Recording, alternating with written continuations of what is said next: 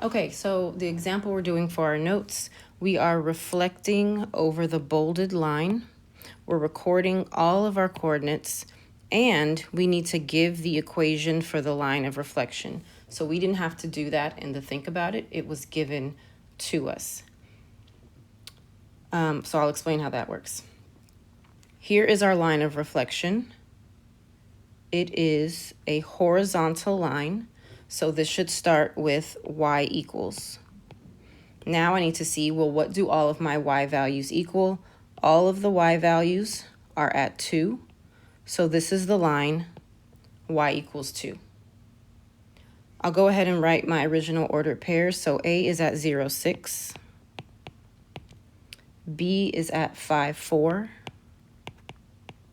And C is at negative 3, 3.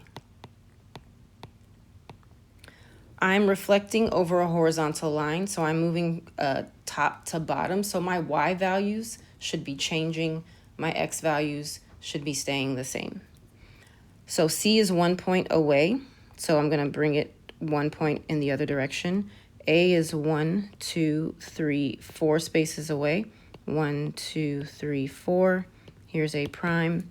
B is 2 spaces, so I go 2 spaces for B prime. And connect my points. You're going to use the line function in paired X, so yours is neat.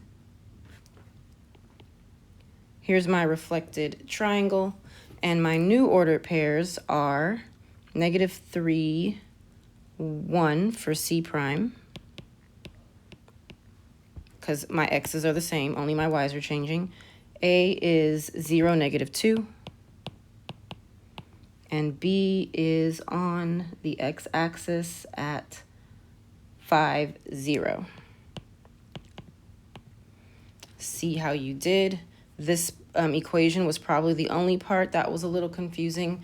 That's what it means when it says write the equation of the line of reflection. It'll just be x equals a number or y equals a number.